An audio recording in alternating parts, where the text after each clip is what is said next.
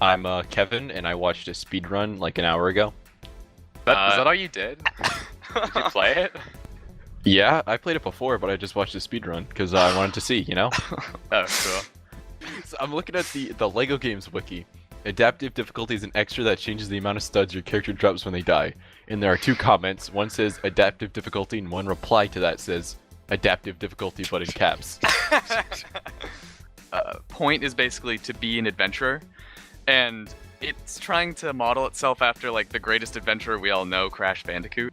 But see, that's the thing about the level editor, right? Is that the whole fun in a LEGO game is that you're going through all the set pieces that you see in, like, ooh, I love the set pieces in Star Wars. Now I play through LEGO Star Wars, and like, look, it's the Jedi Temple or whatever. Mm-hmm. You play through the random generic-looking levels you make in the level editor. There's no fun to that. You're Indiana Jones, but why?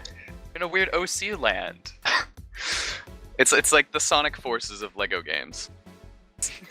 It's something that, frankly, I think the movie was missing. I think that's why it was received so poorly, because it didn't have crazy The movie had scenes awful like that. gameplay, alright? Yeah. The damage was completely unreliable in the movie too. Like, Indiana Jones could get punched in the face, but he'd also survive a nuke, you know? It doesn't make sense a lot of the time, so a lot of the deaths ended up feeling cheap. Yeah, but it would have been a lot better if he just exploded into money every time he died.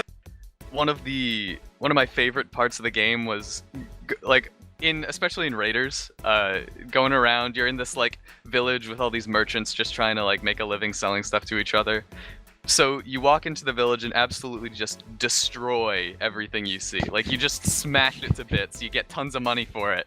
And then while you're doing it, the sign True Adventurer flashes up on the screen saying, good job, this is what adventuring is all about. Just destroying people's ways He's just of life. discovering, like no one else decided to, hey, I'm gonna break this barrel here. It's Isn't uncharted that territory. the point of Indiana Jones? Everybody else is trying to put things in a museum, but Indiana Jones is like, no, we gotta loot and pillage everything we can for cash. You know, out of all of the LEGO video games I've played, this is probably the most realistic, you know?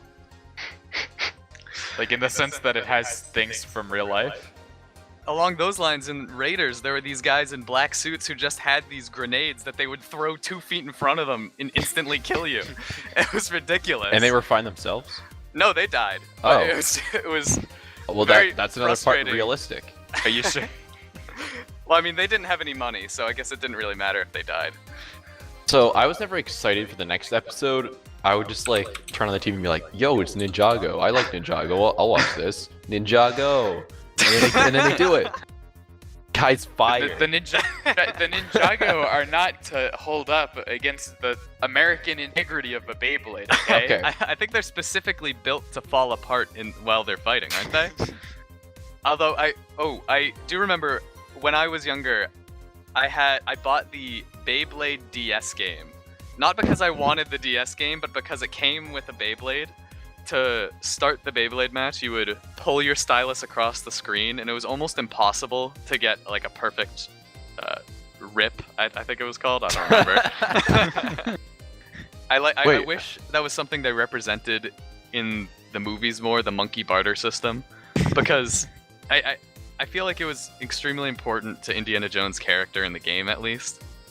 It kind of shows how gracious he is. He gives a monkey a banana to get what he wants instead of like beating the monkey up, you know? It gave me classic this Indiana Jones. this weird sixth sense in real life where now I see a banana and I'm just looking around for a monkey to throw it to. Dude, that one's got a wrench. Yeah, give it to me. Monkey throws a wrench at you. I think maybe these monkeys are like minor deities in these regions where they are like the god of dynamite or wrenches or something like that, you know? But if Indiana Jones was always a Lego person in a Lego world, all right, I feel like things would have played out differently in these these storylines. He could have built himself out of like a lot of different scenarios. Well, I mean, also, oh yeah, that reminds me. And sometimes when you open a closet and there's like skeletons in Indiana Jones. Like, I like it when you punch the skeletons and money flies out. Like, there's nothing there. It's just the skeleton. Where are they keeping the money? There's that area where, like, the library where you can buy all the characters. That's Where are you very- going with this? Well, probably where you're expecting. There was one that was a little off-putting. You could buy the slave child. No. And it Oh. made me a little bit uncomfortable, especially considering it was the cheapest out of all of the characters. You're just freeing him. It was the slave children were 3,000 studs. Well, you need to go to an old college in England and go to the library. That's where they're selling them. I kind of like the look in Temple of Doom when like the sleeve gets ripped off. You know, he's running yeah. around showing his chest a little bit.